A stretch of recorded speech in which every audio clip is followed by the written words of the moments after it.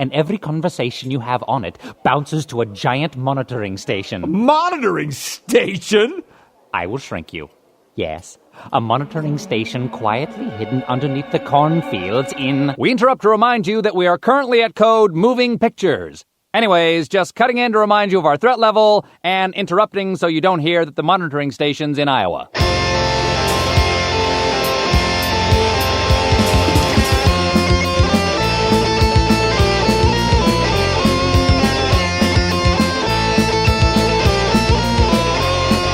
All right.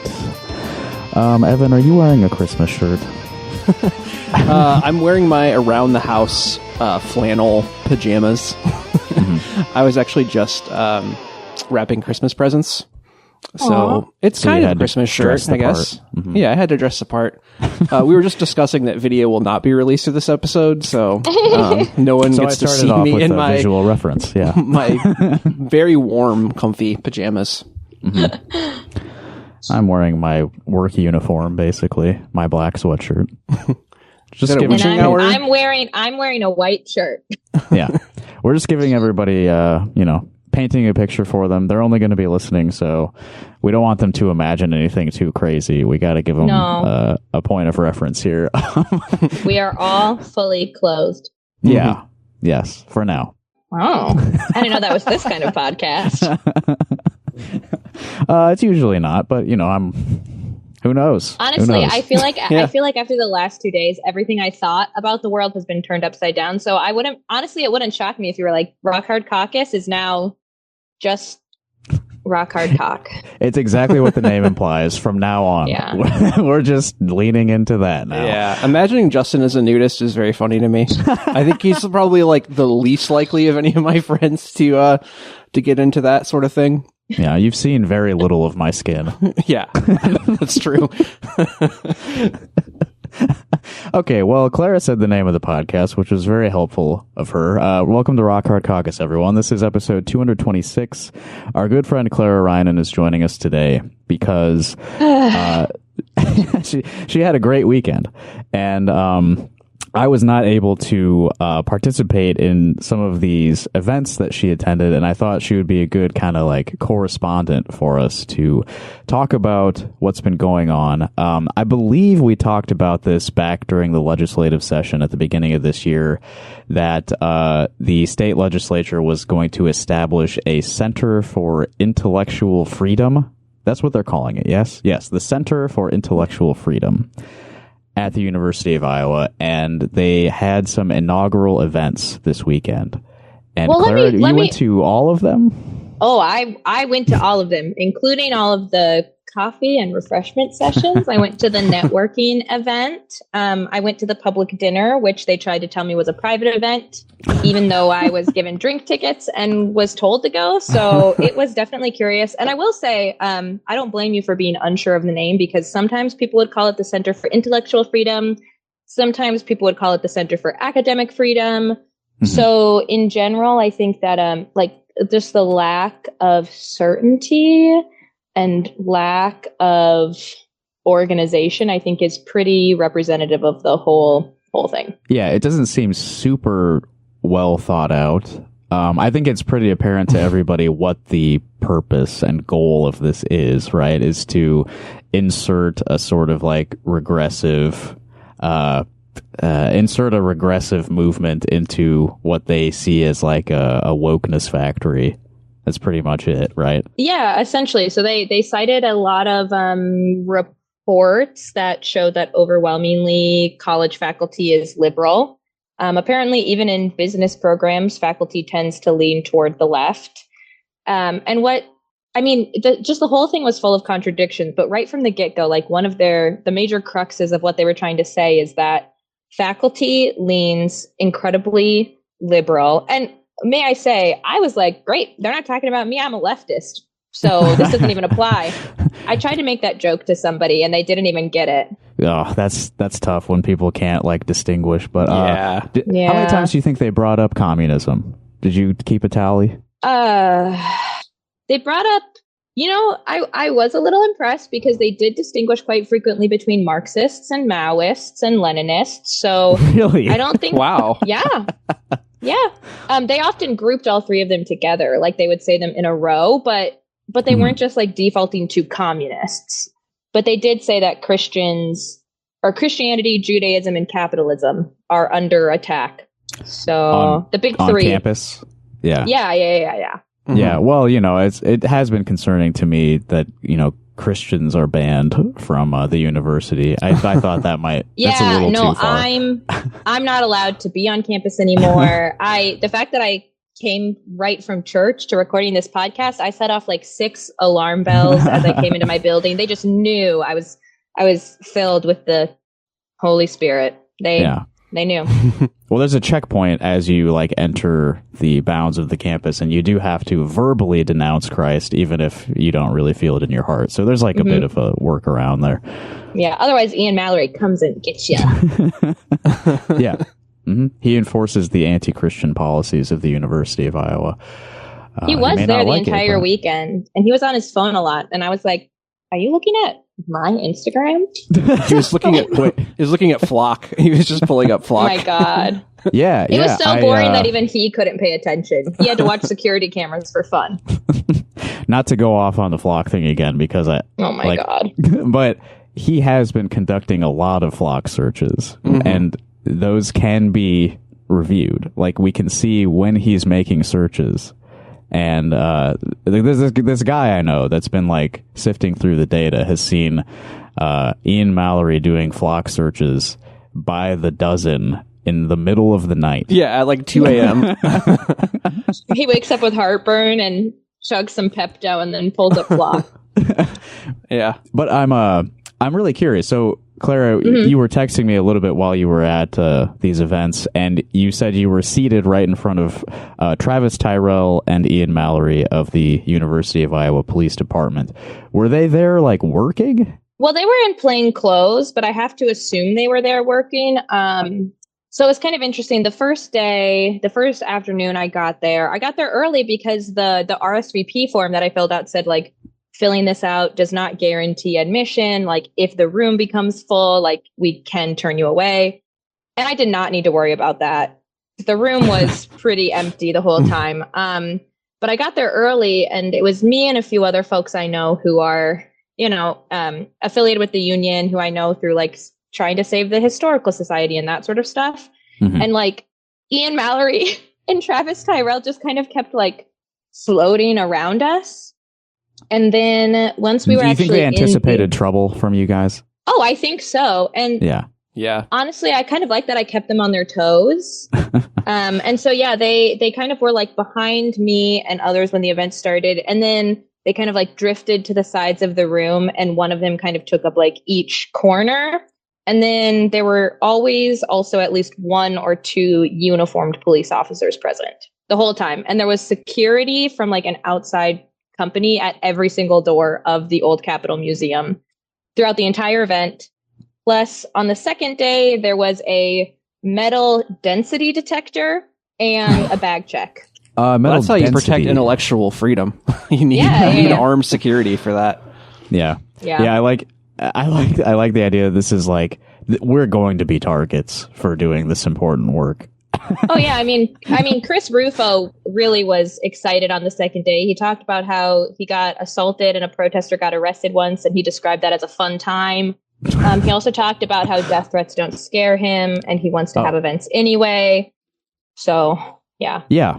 So I'm sure some of our listeners are familiar with Chris Rufo. It's probably a name you've heard before. Wasn't a name I had heard. Oh, you weren't familiar with Chris Rufo? Yeah, he's no. He's been kind of behind the new scary movements of the past few years of demonizing CRT and I was gonna say he's and the all that. CRT guy, I think. Yeah. They in his introduction they listed his areas of specialty or whatever, and they were he's written books about CRT, homelessness, addiction, poverty. They were just listing so many things, and I was like, you cannot be an expert in all of these. And I'm skeptical you are even an expert in one of them. Jack of all trades, master of none. Right. Okay. Right. So he was the keynote speaker at the inaugural events here, which I think, again, really demonstrates to the world what the intent is behind the Center for Intellectual Freedom. This is a guy who's built his career off of like basically pointing the stochastic terrorism cannon at like professors who get a little too woke. Like that's his whole thing. This is not I'll lay it out here. This is not about intellectual freedom, everyone.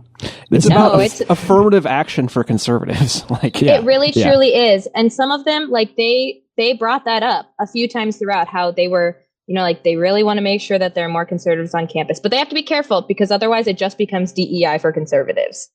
It just becomes DEI for conservatives. But at the same time, they were saying things like, we need to remove and marginalize liberal professors. Like they want to be the victims so bad. And during Chris Rufo's, or just throughout the event, they were talking, you know, they were like, we have to be prepared because we know the faculty doesn't want this. We know the students don't want this. We know the media doesn't want this, but we know it's the truth. So we have to do it anyway. Yeah. It just, honestly, like, I think one of the big, like, it did not make any sense. They kept contradicting themselves the entire time. They would say things like, there are too many liberals on campus and it's become an ideological wasteland, while simultaneously saying that professors are being forced to self-censor and professors should feel free to say their political and personal beliefs in the classroom. Which is it? Right. Which is it? Because if professors are self-censoring, then why does it matter if professors are liberal or leftists or Marxists or Maoists? Yeah. What does that matter? Yeah, I mean, I guess that's true. Professors are self-censoring. They are self-censoring because we live in a culture right now of like, you have to be scared to like actually express any sort of like radical opinions in any workplace. Right? So people are self-censoring because they've seen like multiple of their friends and coworkers like either fired or like sent thousands of death threats for saying, I don't think Charlie Kirk was that good of a guy. Yeah. And it was, you know, one of the, so the whole kind of premise throughout this was that there were these panels and they did complain about the fact that it had to be open to the public due to open records laws. So they did say at one point, like, you know, we won't be able to say everything we wish we could because we have to let the public be here.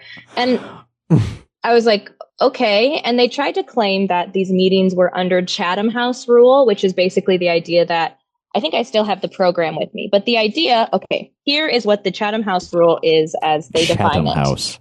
Yes. First of all, it's from England, so it doesn't feel very American to me. Also, not legally binding. So, okay, this is what they say is the definition of the Chatham House rule. When a meeting or part thereof is held under the Chatham House rule, participants are free to use the information received, but neither the identity nor the affiliation of the speakers nor that of any participant may be revealed. And yet they invited journalists. There was somebody from the Wall Street Journal there.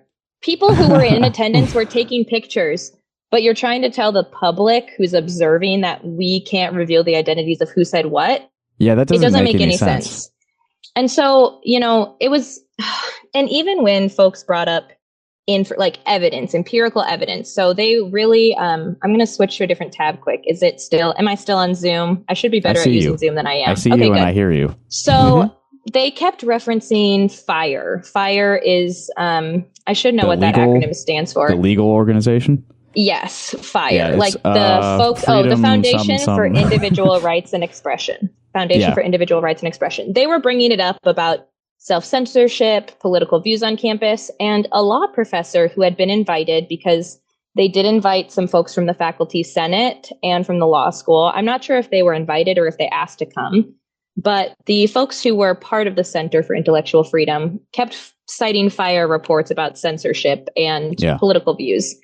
One of the law school professors who studies constitutional law brought up a FIRE report that looked from 2020 to 2024 and showed that from 2020 to 2022, conservative students, did get targeted more often on campus, but it was from their peers. However, from 2023 to present, students and student groups who were progressive or liberal were being targeted more often from administration. And in particular, I've got this quote up here. During Israel these stuff 2 has years, to be part of that conversation, exactly. right? Yep. Yeah. During these 2 years, government officials and politicians led more attempts to punish student speech than in any other period, and 2 in 5 speech controversies involve speech about the Israeli-Palestinian conflict. That's what FIRE's calling it. Let's just call it a genocide because it is. Mm-hmm. And when this law professor brought up this study, one of the panelists responded with, well, I'm skeptical that you understood it. But if that is true, it's because students who are bullying their conservative peers are learning that from their professors. And if that is true, like let's follow the logic here because they think they're very logical. If that is true, then how are you laughing at me, like me, Clara, for asking questions? How is you openly mocking me, laughing, making jokes? How is that not modeling for students? Ostracizing peers for their speech and their ideas. Can you imagine if one of my students asked a question in class that I didn't understand and my response was to openly mock them? There is no question about it. These people are not having success in their field, not because they're marginalized, but because they're bad professors and they're bad public speakers and they can't hold an audience's attention at all. Oh. Yeah, I don't think that their priorities are like really understanding and helping others to understand the world around them. Their priorities are more like my priors are correct, and if you try to make me think too hard, you're like oppressing me. Exactly. But yeah, there's like conservative campus groups seem to be like the epicenter of all sort of like campus discrimination and bullying in my experience. Like they have these group chats where they're like using slurs and shit and like preparing to, you know, suppress the free speech rights of any of their peers who disagree with them. Like that seems to be their purpose for existing, is just to troll and like piss off what I'm going to call normal people. They want to offend the normies. That's like the purpose of right-wing campus groups. Absolutely. The libs. And one of the folks, so there were a few other students present. I was the only student present, as far as I know, who was there as an observer. But there were one former MBA student, and then a current MBA student whose name is Hunter something. He was the one who started the YAF chapter here at the university in 2018. Wish I had known that before I tried to make very nice small talk with him, but I would have still made very nice small talk with him. He was not very good at small talk, but he thanked Chris Rufo for starting the center because, you know, when he was trying to get YAF started, it was just so much work and the university wasn't helping him at all. And I don't know if he understands that that's how it works to start any student org. Like there is paperwork, and the university website lays out in a lot of detail, like if you need help, we suggest you meet with these people. If you want to do this, maybe you could schedule a meeting here. And I think it just goes to show that for people who say they want debate and say that they want open conversation, they are not used to pushback. And so they interpret any sort of criticism, any sort of critical questioning, any sort of negative feedback at all as an attack, when it's just not. Yeah, that is how I guess a conversation works. yeah, it's back and forth, ebb and flow, all that jazz. Mm-hmm.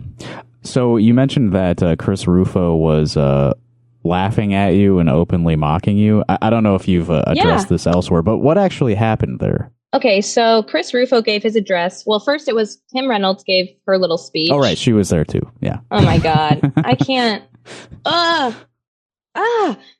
So she gave her little speech. Bad. And it was really funny because they kept trying to they couldn't use language like, we've made Iowa the #1 state in education, because they haven't. So they kept saying things like, we've made Iowa a leader in education reform. Like trying to imply some sort of positive change when the data is just not there to back that up. So Kim Reynolds spoke, then David Barker, the assistant secretary to the U.S. Department of Education, spoke. He said, we have to make this university great again. And he also said great quotes like, people of all races can change their minds when confronted with evidence. And then Yeah. He said there are black conservatives and there are white liberals. There's a variety of people. Wow. And He's right. He's right. I mean, he's right. And then Chris Rufo got up there and started talking about his dear dead friend, Charlie Kirk, and, you know, how blah, blah, blah, blah, blah. We have a duty to the people, and how universities were made, like Thomas Jefferson said, to prepare people to serve the Republic and to serve God, and that this has to be a mission to pursue the truth. He was using, like, very openly using phrases like full control, full authority. And then at the end, he finished his little speech and he said, I'll take some questions. And I love hostile questions. And a very emotional, I don't know who they are, if they just heard about it and they're a member of the public. I don't know if they work at the university. I didn't even catch her name. But, you know, this woman made a great point, which is that Luciano de Castro, the interim dean, she phrased it, you have a middling publishing record. And I was like, that's true. That's true. And frankly, I'm not surprised. He's an economics professor. I don't really know much about the guy. Other than back when this was being proposed in the legislature, he came and spoke to them, and he used the phrase, make universities great again in his pitch for like why they should pursue this. Yeah. So she, you know, basically said, and she was emotional, but like, I was too. I had to like bite my cheek until I got to my car and just cried. But like she asks this question, and it's a valid question, which is, why are you, Luciano de Castro, qualified at all to lead this center? Why do we not have a law professor who specializes in free speech? Why don't we, you know, valid question. And he goes, Chris Rufo was like, see, this is exactly the kind of passive aggressive tone I was talking about that are problems at universities. And I wanted to be like, that was just aggressive.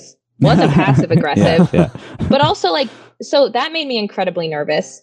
And the question that I really wanted to ask that I got too scared to ask was, you know, you said that professors should be able to say what they want. So would you support the university agreeing to not fire faculty or teaching assistants if they make social media posts about Charlie Kirk? But I was too scared. Oh, okay. I was too scared. And mostly, you know, because like Ian Mallory and Travis Tyrell are in the room and have terrorized me and my friends for years. Yeah. And they love reading everybody's posts. Oh my God, they do. And so I stood up and I asked what I thought was a very valid question, which was that over the last 2 days, I admitted that I was very critical from the get-go, but I had conversations with people. I mingled, I chatted, I asked people why they thought the center was good, why they wanted to get involved. And throughout those conversations, when I would ask questions about like, you know, is this going to be under a certain college? How are tuitions going to work? Will they get sent back to students' home departments? Will they go, you know, like actual institutional questions that they should know how to answer? People on the advisory council would say things like, oh, I'm not sure. And they would talk about how they wanted the center to be huge. And I would say, oh, do you anticipate having grad TAs? And they would say, I don't know. Nobody's talked about that yet. So they just made it very clear that there is no plan in place for how this is going to work. So I, you know, made that point clear in a hopefully more concise way. And I said, at the same time, you're saying that your institution's goal is to uphold the university's mission statement and make sure that the university is being true to its values.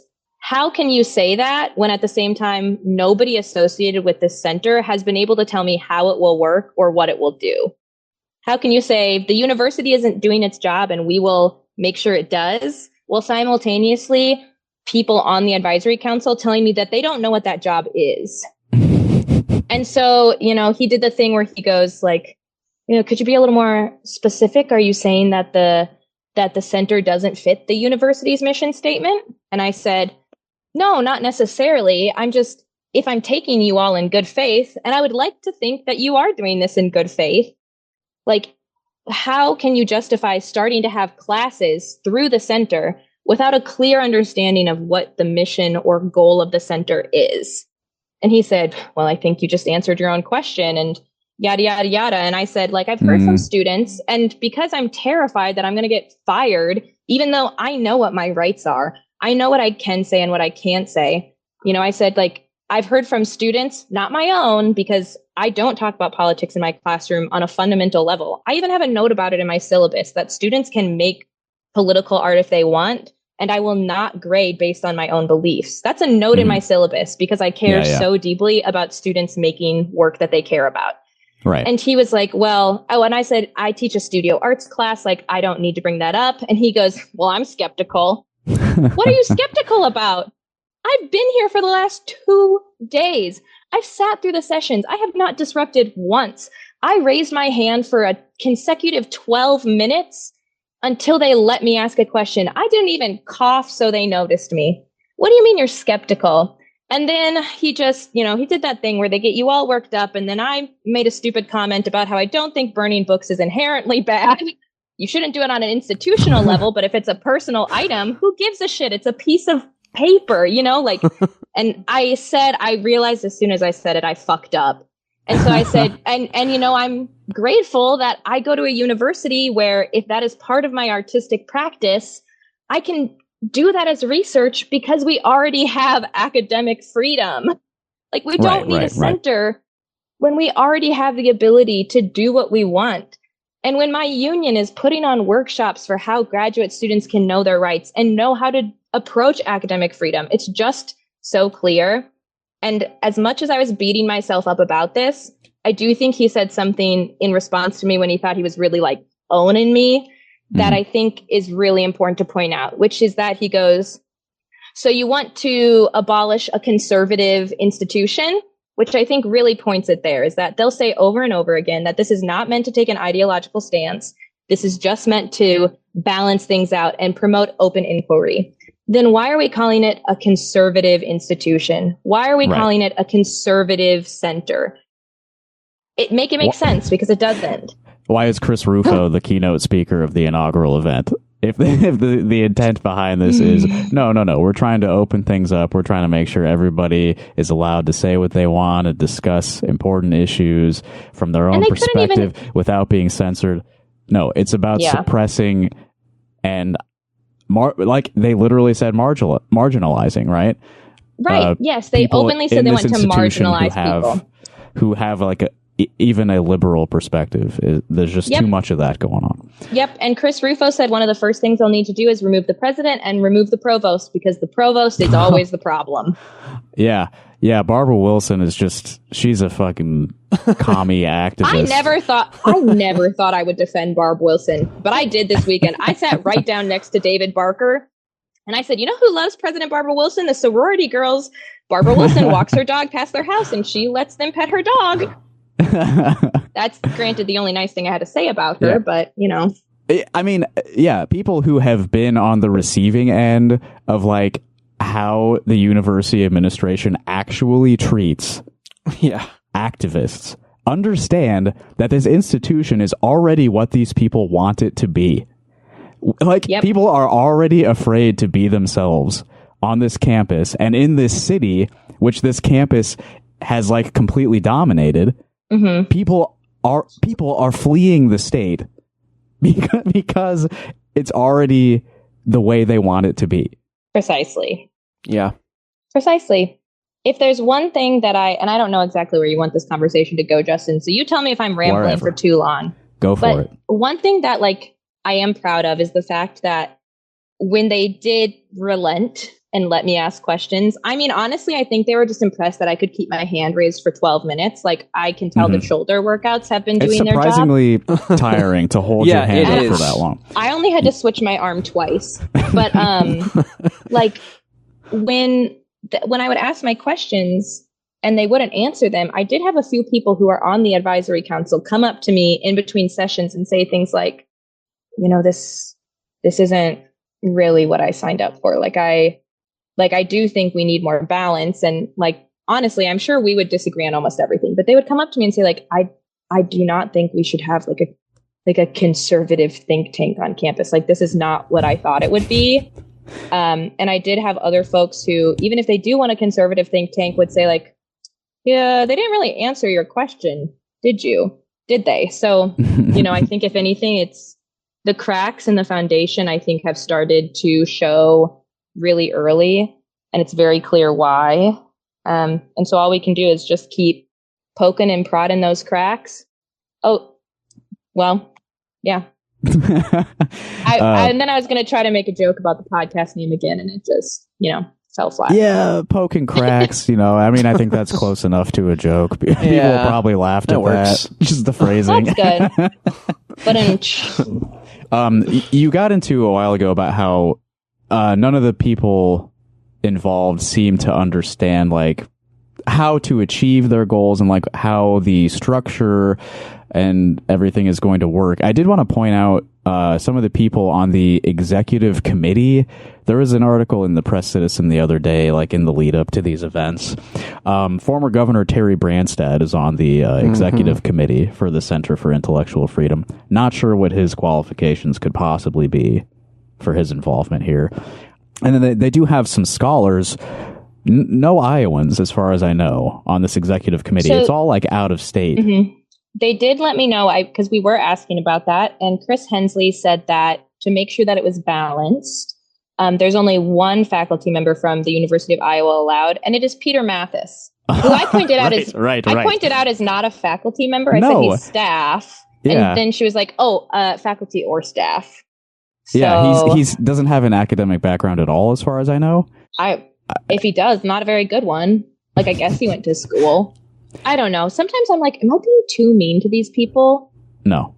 But, like, they were mean to me, so I'll be mean to them. Yeah.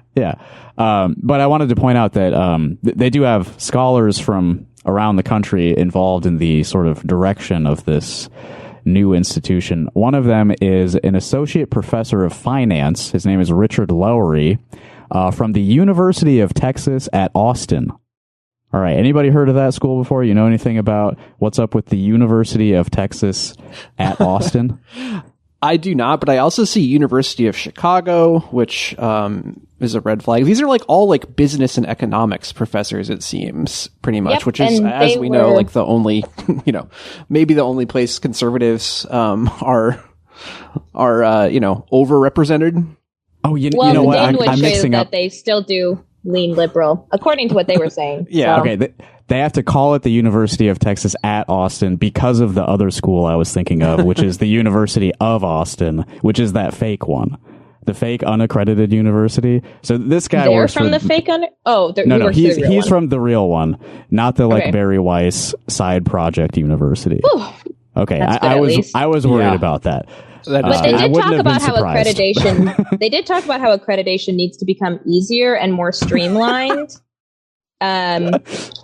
So who knows? Maybe if they get their way, that university will be accredited. Yeah. I think that there is a sort of there's like a growing movement, I think, to sort of fracture the process there. Like, this is indoctrination, that all of these universities have to meet the same standards to reach this perceived level of like legitimacy, accreditation. No, they should actually, we need more diversity of thought. And so we need to have like an alternative system of education that doesn't worry about the accreditation standards. Yeah, they said we need more diversity of thought, but also simultaneously, one of the panelists was talking about how the first 2 years of college should be a very strict set of general education requirements. You shouldn't get the option to choose. He said there was too much specialization. He said everybody should have to take the same gen eds. And that's one of the questions I asked. I said, I've heard consensus throughout the event that universities across the country are too similar and aren't differentiated by specialties in the way they used to be. And I've heard you all agree to that. So then how can you justify saying that the first 2 years of college should be the same gen eds for everybody across the entire country? And they're like, well, it's just the first 2 years. And it's really because students don't know anything about civics. Right. It's only half of your education should all be only half mandated of it to from the start. Who cares what your major is? Yeah, that is a very obvious contradiction, that like we're trying to broaden the scope of like what's allowed, like what you're allowed to think and learn about, but also you actually have to take this slate of classes for 2 years before you can think about anything else. And the classes they were making fun of sounded really cool to me, like video games and identity. Why does that count as a cultural perspective general education course, they were saying? And I was like, oh, I'd love to take that. Or they were like, there's a general education class on witch hunts. I was like, yeah, you were just saying that people don't read enough classic literature. What do you think they are reading in those classes? Right. The witch hunts were a fairly important part of American history. Those both sound better than the specific courses to be offered through the center titled Political and Economic Institutions in the United States and American Culture and Values. Come on, man. And they're offering that like in the spring, right? Like next month, students will start taking those courses. I'd love to see the enrollment numbers. Yeah, let me go on my UI. And just for the record, this is people who are members of the public could also go on my UI. So I'm not doing I'm not exposing any trade secrets or like the back end by doing this. No. Just because I worry they're going to try to get me for something after this weekend. Like people were coming up to me and I was introducing myself and they'd be like, oh, we know who you are. And I was like, great. Awesome. You are a known quantity now. They probably just have my picture hanging up in UIPD. Mm-hmm. Maybe they like cut out a pink wig and slapped it on me when I dyed my hair. Okay, what was one of the class names, Evan? American Culture and Values. Okay. It says that specific information will be released in December. So they're still, I mean, like you said, they don't really know what this center is actually going to be. Yeah, which is interesting because like you register for classes in November. Right. So, and to be fair, the American Studies department already has a class called Diversity in American Culture, which has a wait list actually, looking at it now. Oh, the kids are interested in learning about diversity. Mm-hmm. See, this is the problem. It's all these kids are interested in these like topics that actually don't teach them anything. You shouldn't be learning about diversity. You should be learning about what's right and good. Precisely. The truth, as they kept saying. The truth. I hate that so much. That pisses me off so much. They said this will be the Reformation, but for education. And then somebody else said if the Board of Regents are the Pope, then the faculty are bishops. And then he was like, but my legal team advised me not to say that anymore. And I was like, you can't even keep your metaphor straight. Are you Catholic? Are you Reformed? Like, if you're going to be a religious bigot, pick a lane and stick to it. Sure. Yeah. Well, they're trying to start a new kind of thing that sort of amalgamates all of the worst qualities of all religious bigotry. Reformation 2.0. Yeah, you can't discount, one half of the equation when there's so much good to draw from all of these traditions. Yeah, I just hate that the truth is neutral. Truth is not good. Things can be logical and still be crushing to human spirit. Like, you can just describe things as they are and say it's true. That doesn't make it good. It's not like something that we should aspire to. I mean, obviously you need, evidence and truth to move forward, but like, it's not a value judgment. And they want to make it like, what is true is good. And it annoys me to no end. Also, our current Democratic candidate for governor uses a lot of the same language. Truer and better. Yeah. When it's like, what is, like, to them, what is true is what is Christian and what is religious, right? And that just, like I said earlier, like, I am religious. Like, I came straight from church to record the podcast. And I don't think that religion plays any role in public education unless you are taking a religious studies class or you're talking about how religious movements affect, the literature that you're learning about or something like that. It just should not play any sort of role. And from a theological perspective, I don't know what Bible they're reading, because the Bible that I read, Jesus is like pouring oil on the feet of prostitutes and like chilling with the bad guys. So Jesus was into prostitutes' feet. Specifically pouring oil on them. It's a sub kink, but yeah, I think Jesus would fit right in with the hardcore scene here in Iowa City. Straight edge, totally open to weird shit. We've reached out to him many times, trying to get him to come out to shows. Yeah, he'd be great at moshing. Walk on water. Why not? That's a cool trick. Yeah. Anyway. Yeah. Walk on the crowd. You could crowd surf really well, I bet. You brought up the Board of Regents. This is related, but a different thing that's in the news this week. December 4th, Paul Brennan of Little Village wrote a piece about the new president of the Iowa Board of Regents. His name is Robert Kramer, and he. Paul kind of dug into the guy's history a little bit. Robert Kramer was unanimously elected president of the Iowa Board of Regents by his fellow regents at a special meeting on Wednesday, just the other day. He's been on the Board of Regents for 2 years since Kim Reynolds appointed him. Oh, yeah. A little bit of the history, which I found this very interesting, just to look at where we were a few years ago and where we are now. Kramer's election as president of the board that oversees the University of Iowa, Iowa State University, and the University of Northern Iowa. So he's, as Clara was saying, he's kind of the pope of all of the state schools. This comes 12 years after the Iowa Senate rejected Governor Terry Branstad's attempt to appoint him to the Board of Regents. So 12 years ago, the state legislature was like, no, this guy is not the right fit to even be on the board. And now he's been elected the Pope of school. So the culture has shifted dramatically. Maybe not the culture so much, but the politics governing the state has shifted so dramatically in 12 years that a guy could not be elected to the board, appointed to the board 12 years ago. Now he's in charge. Yeah. And the reason that he was not appointed by the Senate, which at the time had a lot more Democrats in it, largely because of his right-wing political views and activism. At the time, Kramer was the chair of the Family Leader. Clara, do you know about the Family Leader? Please tell me it's not as bad as Focus on the Family, because I don't think I do. Definitely in the same category. Do you know who Bob Vanderplatz is? Fortunately not. No, I don't. Okay. I think this would have been a few years before you lived here, but there was a huge backlash to when the Iowa Supreme Court legalized gay marriage here, and that was totally spearheaded by the Family Leader and Bob Vanderplatz and Steve King also. Best known for its opposition to LGBTQ rights, reproductive rights, and its support for policies that adhere to conservative evangelical Christian priorities. Here's some quotes from Robert Kramer. This is from way back in 2001. So Paul Brennan did some real digging on this. Okay. This is a great piece. I was 4.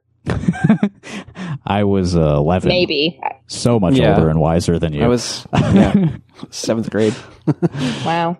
The Des Moines City Council in 2001 was considering extending civil rights protections to gays and lesbians back in 2001, all right?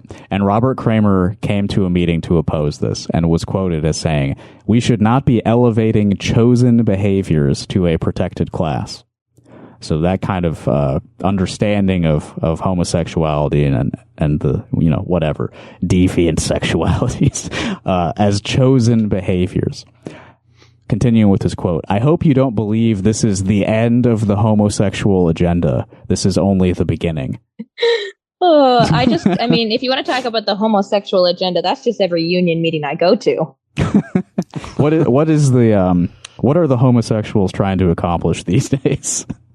Like a living wage, life, liberty, the pursuit of happiness. Like Iowa's motto, we're really pushing for it. And then just like general chaos and debauchery, but we try not to bring that one up, although they seem to keep sniffing it out. I'm not a homosexual, but some of those things I sort of feel like I'm in alignment with the homosexual agenda if, a living wage is part of it, Yeah. Maybe there's more that unites us than divides us. Listen, I like to think I bridge the gap as I guess, hey, Robert Kramer wasn't discriminating against me, just the gays and lesbians, bisexuals, everyone else, we're fine. Must mean he's fine with trans people too, I'm sure. Yeah. He didn't know what that was 25 years ago. He still doesn't know what that is. At that time, Kramer was a member of the Johnston Community School District Board of Directors. When Kramer's nomination to be a regent was rejected in 2013, Senate Democrats said they were concerned about his commitment to academic freedom, given his efforts to remove 2 books from the freshman high school reading list. Interesting. Yeah. Again, this is back in 2001. So great. The cultural battles we've been going through the past couple of years are not new. They just, I don't know, weren't being fought as fervently for a little short period of time. I feel like we got comfortable. We thought everyone was cool, but no, the old fights continue. The books that he wanted to get banned from the freshman high school reading list were I Know Why the Caged Bird Sings by Maya Angelou and The Chocolate War by Robert Cormier. Ridiculous. I think he was mad that Robert Cormier's name is way too close to his own name, and he didn't want the confusion. And he was mad that Maya Angelou is a black woman. Well, yeah, that one's obvious. And talking about her own experiences. I mean, that's awful stuff. If you read about the experiences of a black woman, you might feel some sort of empathy towards a person who you initially may have thought, oh, I can't possibly understand this person's life. So by reading it and like gaining some understanding of it, it might change you as the reader, and we can't have that. Yeah, then they must not have read any of these books because they were openly mocking George Floyd's death this weekend. What? They were openly mocking the How did that come up? murals. I don't even know, honestly. I think part of what it was is that, so they had the names for the panels, things like what's wrong with universities? How did we end here? How did we end up here? To which one of the folks on the panel said that the problem started with the Enlightenment. Can universities be reformed? Just all sorts of sessions. But the thing is like none of these people were actually addressing the titles of these panels. They all just got up there and like soapboxed about whatever they think is important for 20 minutes. Sure. And then they'd be like, so to answer the question, blah, blah, blah, blah, blah. For the Can Universities Be Reformed panel, this guy from the Hoover Institution at Stanford spent about 20 minutes talking about how lockdown and COVID deaths were blown out of proportion and nobody wants to believe him. And he has since been proved right. And that led to him being marginalized and rejected, and people didn't want to associate with him, which means that no universities can't be reformed. Like that's how this whole weekend went. Sorry, I think a video is playing on my computer. I'm sorry. SMH. I got really distracted there for a second. Sorry, that threw me way off. The Enlightenment thing. You mentioned that to me the other day. Did they explain that at all? Like, how is the Enlightenment the source of like what's making universities so hostile towards conservatives these days? Let me look at my notes. I think my brain kind of broke a little bit at that point because first I thought, is there another Enlightenment that I don't know about? And then I thought the Dark Enlightenment. Yeah. Let's see. Let's see. Sorry, these notes are crazy. I've gotten notes like the oppressed are oppressing themselves? Question mark. I've the heard audience that is laughing about defending DEI and accessibility. Somebody said that we don't need to worry about productivity, and I was like, oh, so you're an anti-capitalist too. Yeah, I like that idea. Fuck productivity. All I wrote was third guy blames the Enlightenment ... question mark. He did say to be clear, I don't think, I mean, some of the science was good, but yeah, really, and I was like, really, because that's truth. Well, yeah, I mean, it was so bad, you guys. It was so bad. Could I pull up? So you were on the news.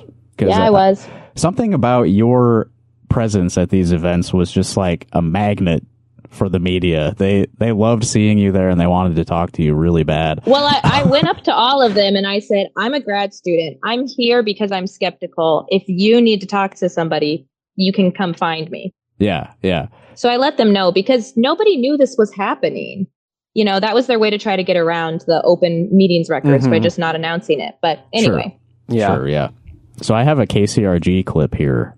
So I want to, maybe this can like guide our discussion a little bit. Like, how is the establishment media handling this situation?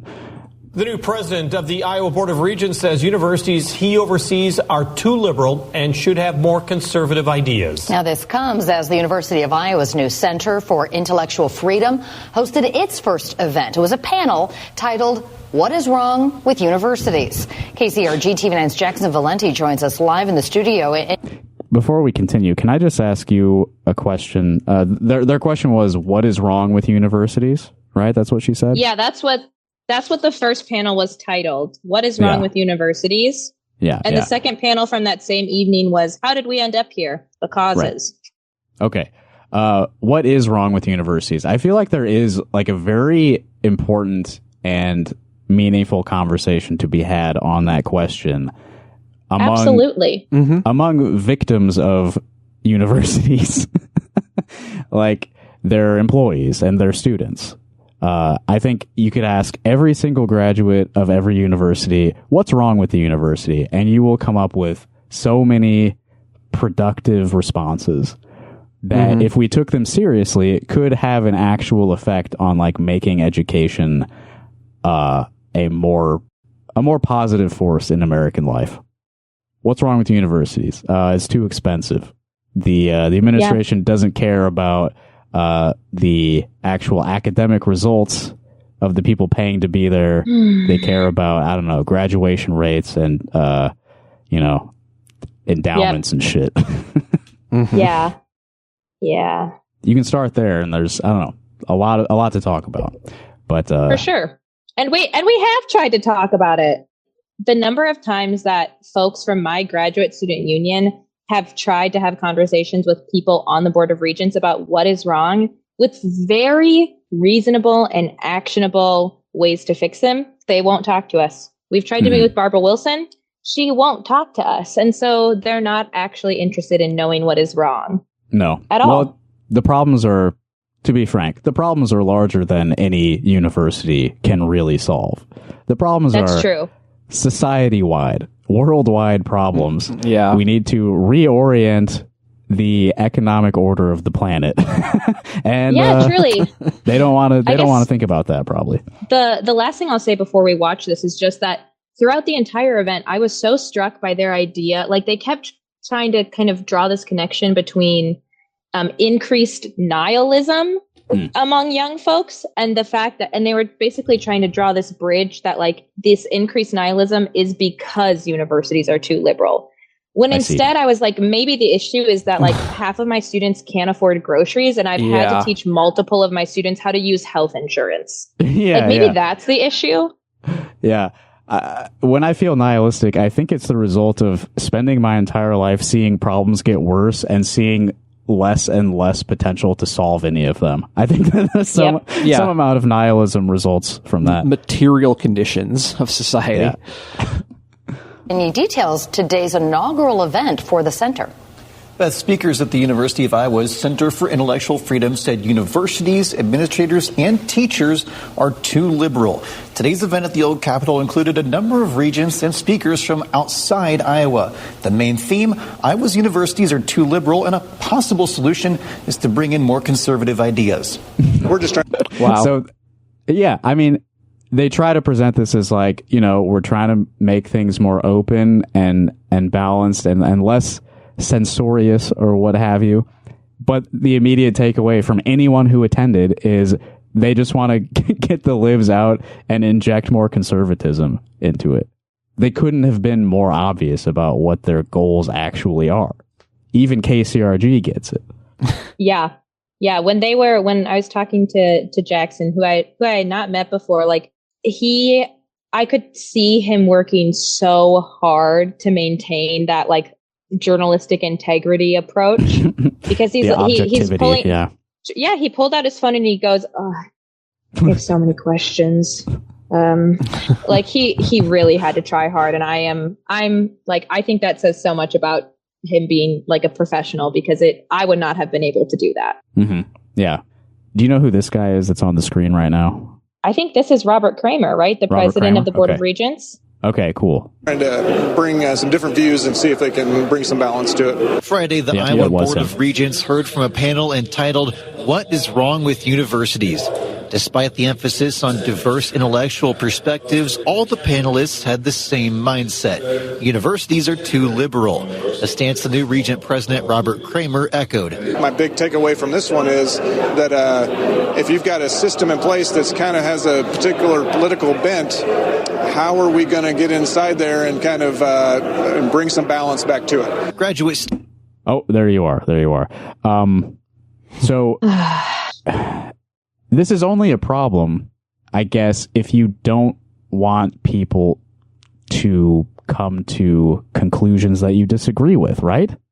Yeah, exactly. Yeah, totally. Like, I don't know how anyone can listen to this and think that, like, yes, they have a genuine and good faith concern here that they're trying to address in a fair and serious way. Yeah, that Kramer guy was like, I don't have a problem with, woke wackos teaching, as long as my ideas get presented. And it's like, your ideas are losing, and this is why you're doing this.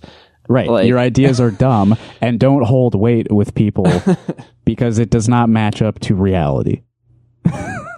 Exactly. And none of them wanted to have critical conversations about why perhaps professors tend to be more liberal.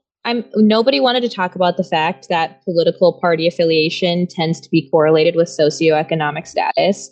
None of this came up at all. And they all kept talking about how they would use Google Scholar to look things up or ChatGPT. And I wanted to say, maybe you would be a little bit more successful in your field if you consulted an academic librarian who gave you some databases that you could look at to actually find this information. Of course, I had to teach so many of them. Wrapped up in this. I taught them this week. I was literally teaching them in between sessions, giving them pedagogical ideas about how to talk to their students about AI. Anyway. Clara, did you see that there's like an AI course being offered in the art department in the spring? Have you seen anything about that? Oh, goodness, I should look. Yeah, I don't know much about it, but they made an Instagram post about it, and all the comments were like, "This is bad. You suck." Anyway, Clara showed up on the news here. Let me see what she said. Student and teaching assistant Clara Reynen was in the crowd watching the event. She said the Center for Intellectual Freedom is a thinly veiled attempt to force a conservative agenda to public higher ed. They aren't interested in making sure that universities are a place where there can be open inquiry and discussion. They're really more interested in furthering their own goals. The panel voiced opposition to diversity, equity, and inclusion initiatives and social justice programs on campuses, with one panelist saying universities are pushing away Christianity, Judaism, and capitalism. Pushing away Christianity, Judaism, and capitalism. The big three. Yeah, because there's so many Muslim Marxist teachers at the University of Iowa. It's just insane. One of them did say Islamists are the problem. What? Jesus. What problem? They are the problem. That's the same guy who said that we've forgotten original sin and we really need to pray about it. Huh. And do you remember who said this? What was the person's name? Let's see. I could probably look at the right page of the agenda here. I believe that was, I think it was either Adam Kolasinski from Texas A&M or it was Ivan Marinovich. Okay. I think it was him. I'm going to guess it's the guy named Adam because you can expect a guy named Adam to be worried about original sin. Very true. Very true. That's very good. That's very good. That's very good. Thank you. But yeah, the fixation on original sin, I feel like, and Clara, you have a Christian perspective on this, so you might be pretty well informed on this. But I feel like a fixation on original sin indicates some level of misogyny. Yeah, no? that's what I was going to say. It's women really fucked this up for all of us, right? Yeah, and I mean, so in my understanding, at least, original sin. Yeah, Eve made Adam eat the apple. Bad girl. But also, it's Tricky the idea woman. that we are all born inherently sinful. Like we are born as sinful creatures. We have sinned before we are even born. So, I think they need a lot of therapy. Honestly, they're so. I don't want to give them too much kindness, but they need therapy or perhaps liberation theology. Yeah. Sure. Yeah. Well, the Enlightenment is a bridge too far for some of them. So Yeah, good point. Good point. let's finish off this KCRG clip here. I don't remember what else comes next. A belief Reynen says she hasn't seen as a student and teaching assistant. The idea that the university is pushing out Christians and capitalists and all sorts of things is completely false and is just a made-up idea that people use to fearmonger. Regent President Kramer said he didn't necessarily know what action the Board of Regents may take, but he said he plans to meet with university administrators and faculty. Reynen, on the other hand, worries things may be headed in the wrong direction. The things that I used to believe really made this university special are exactly the things that the Center for Intellectual Freedom is railing against. The Center for Intellectual Freedom is hosting more panels tomorrow, the first of those titled Can Universities Be Reformed? In the studio, Jackson Valenti, KCRG TV 9 News. Thank you, Jackson, for being They gave you the last word.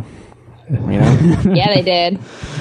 That's What good. was funny is they, I did catch a little bit. They interviewed one of the MBA students who had been asked to help with the event.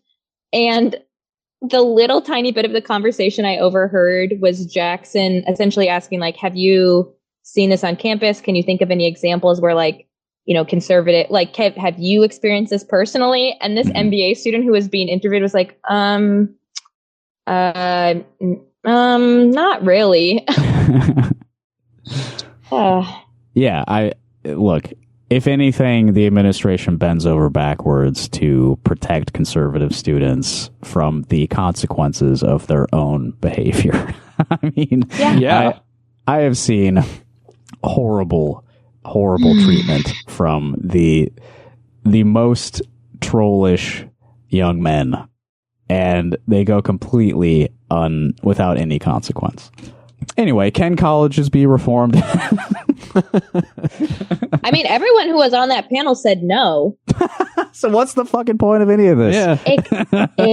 Exactly. If they don't believe reform is possible, what do you think their intent is in the promotion of this new thing?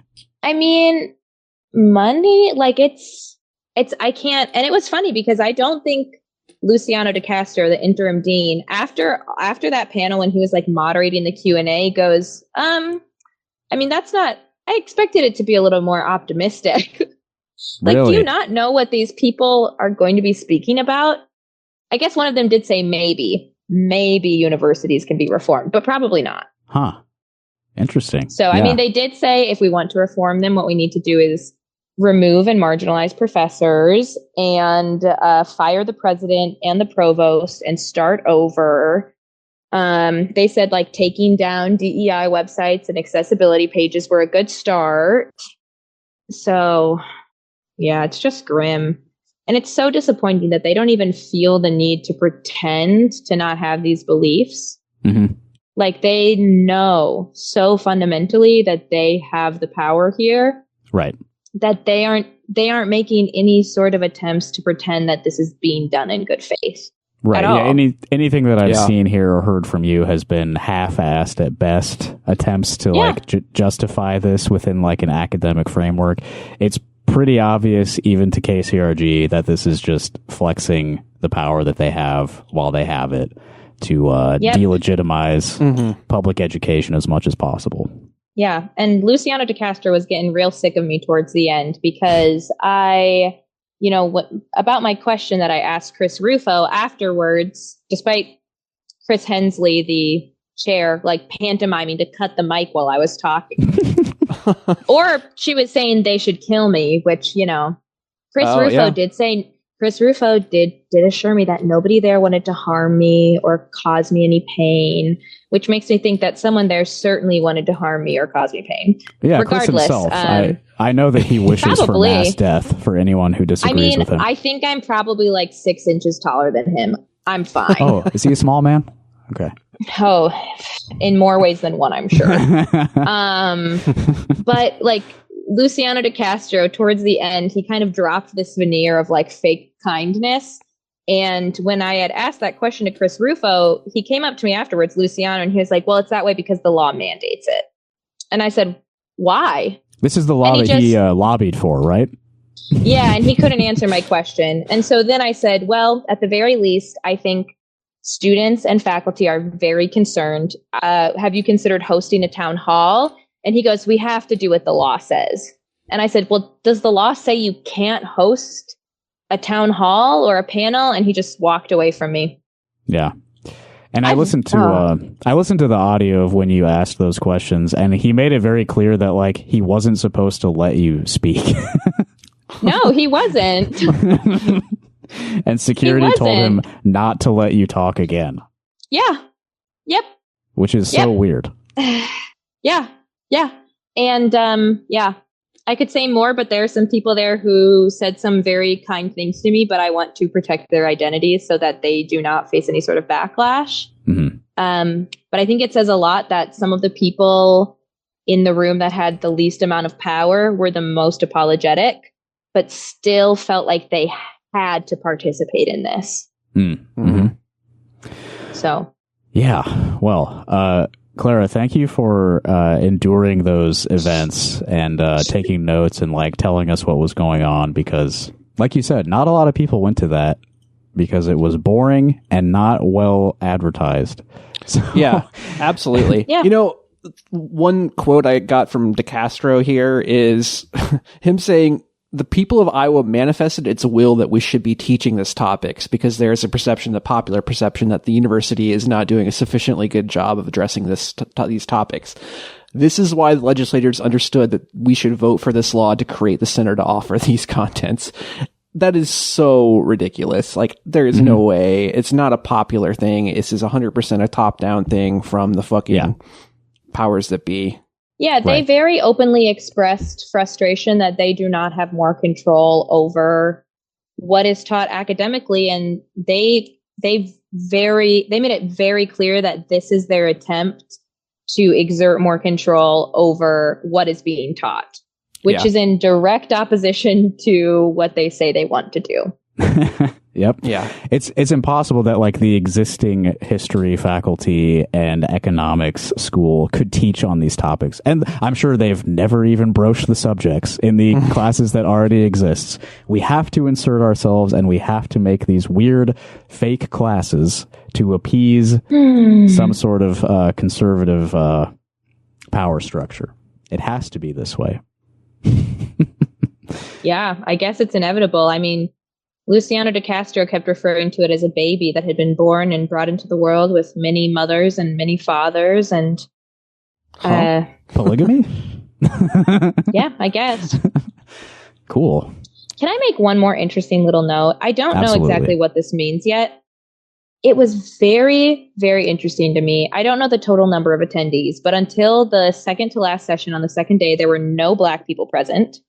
There were maybe 3 or 4 people of color, not to like guess based on sight alone. Mm-hmm. There were less than 10 women in the room. And out of the, 6 panels, there was only 1 woman panelist. And interestingly enough, it was so interesting to me, the number of panelists and speakers who were originally international students who came to the US from somewhere else. And obviously, I think that's great. Like, that's awesome. But at the same time, like, one of their suggestions was to sign on to the Trump's Higher Education Pact, which would limit the number of international students. Right. Like, from my union brain, I am pleading, like, approximately 1/3 of the graduate students who teach at the university are international students. Mm-hmm. If we limit the number of international students who come, there's not going to be people to teach classes. Graduate students see students more often than faculty members do. Yeah. And so, 80 TA lines are being cut from the College of Liberal Arts and Sciences next year. How are we saying that we've got this huge gap and then also saying that we have too many graduate students? Like, there are already people in place. If this was a real, genuine concern, there are ways that we could go about addressing it. They could write new policies. They could, make suggestions to syllabi. They could, maybe attend a class to make sure that it is what they think it is. But they do not even attempt that. And so I don't know what it says that most of these panelists were originally from other countries who moved to the U.S. and now we're complaining about the state of the U.S., despite the fact that they were saying that the U.S. is great and that's why they came here. It was just mind-boggling and confusing and dumb, honestly. Dumb. Yeah. I can't wait to go see what the citation and bibliographic statistics are for some of these speakers. They probably don't even know what those words mean. I think that's been my takeaway overall from everything that I've been reading and hearing about this. Dumb. Very dumb. Yeah. All right. Well, let's plug a few things and then end the episode because this did in fact take up more than an hour. I'm so sorry. No. I'm glad there was more here than I initially thought there would be. I'm apologizing for everything. Yeah. We are all collectively at fault for all of this. Yes. On behalf of every religious person, I'm sorry. On behalf of every white woman, I am sorry. On behalf of every academic who has probably said something fucked up at some point, I am sorry. Yeah. I'll take on the burden of the white man. Yeah, here. me too. Apologize for just our like brothers. white men to split the work in half. So, hey, if you live in Iowa City, the workers at our downtown Starbucks are on strike indefinitely because the company has been ignoring their request for a contract for years, despite them voting to unionize a long time ago. So it's really come down to we're just not going to work until you actually negotiate with us. So I'm very proud of them for taking this step. It's going to be tough, I think, because Starbucks is extremely reluctant to bargain in good faith with their workers. But hey, if you got some free time this week, I know that they will be picketing from 7:30 a.m. to 12:30 p.m. and then 1 p.m. to 6 p.m. on at least Monday, Tuesday, and Wednesday of this week. But like I said, it's an indefinite strike, so if you're around there during working hours, you'll probably see a picket, and you should probably join them. Yep, Des Moines Starbucks workers are also picketing currently. Great. I know the Merle Hay location at least, but I mean, shouldn't be shopping at Starbucks anyway. So, yeah. Yeah, I mean, I want the baristas to get paid, you know. Yeah. Here's That's what I'll what say. a union is for, but I mean, I'm not buying that shit. If Starbucks unionizes and gives them a fair contract, I will buy one Starbucks coffee a month. Yeah, there you go. That's my solemn vow. Yeah, right. Don't do it until they have a union. If they start selling, God, what does Starbucks even have? It's mostly stuff that I don't really care about. If they start selling, I don't know, some of this, I'll go in and buy that. All right? Mountain Dew, I mean. Yeah. It'd be pretty funny. They sell my drink of choice. Oh, if Starbucks got an exclusive Mountain Dew flavor, that's what it is. If it Coffee Mountain Dew. If they did like a Taco Bell or a KFC style exclusive flavor, I'll go for that. You know, I've never had Mountain Dew. Even once? Nope. The face that Justin just made. Yeah. My sisters, when I was little, told me that the reason it was that color is because they put rabbit pee in it. And that scarred me for life. That's true. And that's why I like it. I'm surprised you haven't gotten like a cease and desist before, Justin and Evan. From for PepsiCo? From anyone. From anyone. Yeah, that's actually pretty surprising. I know a lawyer. They told us in grade school that, or at least I don't know where this rumor came from, but that apparently the food coloring shrinks your testicles. Yeah, I've heard that about it reduces your sperm count as well. Yeah, I don't know if so that's RFK what has endorsed that theory yet. Issue is. Yeah, it could be too much Mountain Dew. Stunted puberty. Yeah. I wanted to plug a show that's happening early next month, January 2nd at Alley Cat in Iowa City, formerly Yacht Club, formerly Joystick. I don't think I've been in there since they rebranded as Alley Cat, but there's a show happening, which is a food and winter clothing drive. So you should come to the show and bring like a coat to give people.